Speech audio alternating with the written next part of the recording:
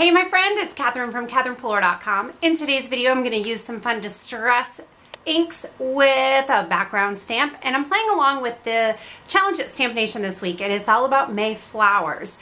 I actually don't think I'm going to have any flowers on this card, but I am inspired by the inspiration photo that the design team is basing the challenge on. So let's get started.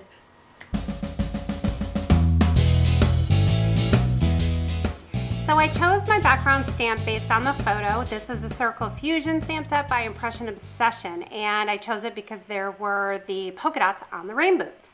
I'm inking it up with various pinks of Distress inks, and I'm going for an ombre look here. So I'm just inking a little bit at a time, going down, adding my cardstock up on top, and then a little bit of copy paper, rub it down, and that is going to protect your fingers from getting all kinds of inky. And once I pulled that off, I kind of was looking at it and it wasn't exactly what I was going for. I wanted more variation in color. So I decided to grab my Distress markers, because then I could go like smaller strips of color and not have to go the whole width of an ink pad.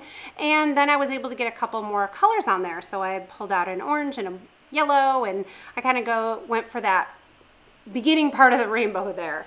So I'm just inking that again like I did the first time, and then when I pulled that off, there's a little bit of water action going on there because I had washed the stamp and it still had a little water on there, but I'm adding water anyway, so I'm cool with that.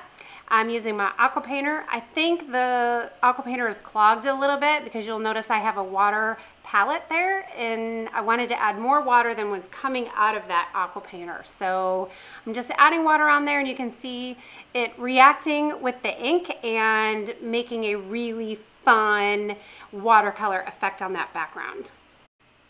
So now I'm grabbing the stamp set by Casual Fridays. I love this big smile and those little sentiments there. So I'm going to use my Misty because I want to stamp it twice, and I'll show you why in just a second. But I'm going to stamp that first one with VersaFine ink, and this is a pigment ink, so it stays wet for a while. And that is why I'm going to emboss it. So I'm grabbing some Wow embossing glitter, and I'm going to just add it to the image, tap off the excess, and then heat it, and I will have a really nice, very bold, crisp, shiny, glittery sentiment. So I'm adding the Technique piece back into my Misty, and then I'm gonna stamp that with Versamark. And this is kind of just like a little bit of a placeholder, so I know where to cut the cardstock. I'm gonna add my main greeting, that smile, on there, and as long as I'm using the Misty, I may as well ink it up twice to make sure I have a really good, crisp, bold stamped image. And then again, glitter embossing powder.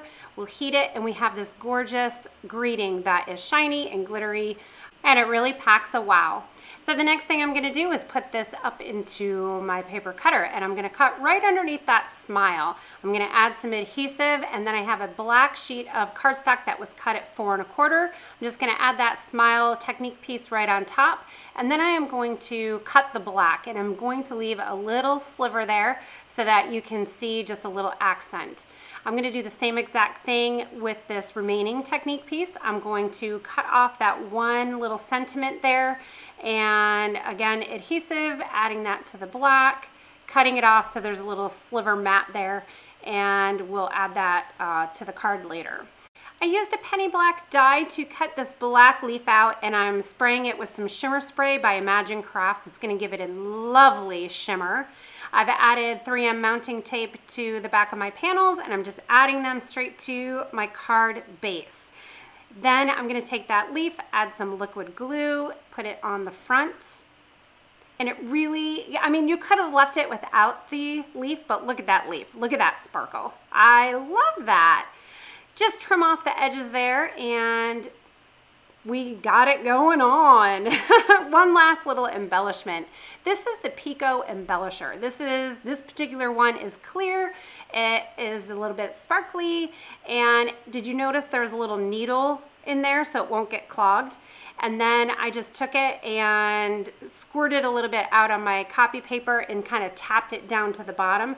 That helps get all the air bubbles out. And then I'm just adding it in various spots on my project. So that about does it for today's card. I'm really super inspired by this, so I am gonna keep stamping now, and I'm gonna make 2 different variations on this card idea, and they will be up on StampNation, and there's a peek of one of them.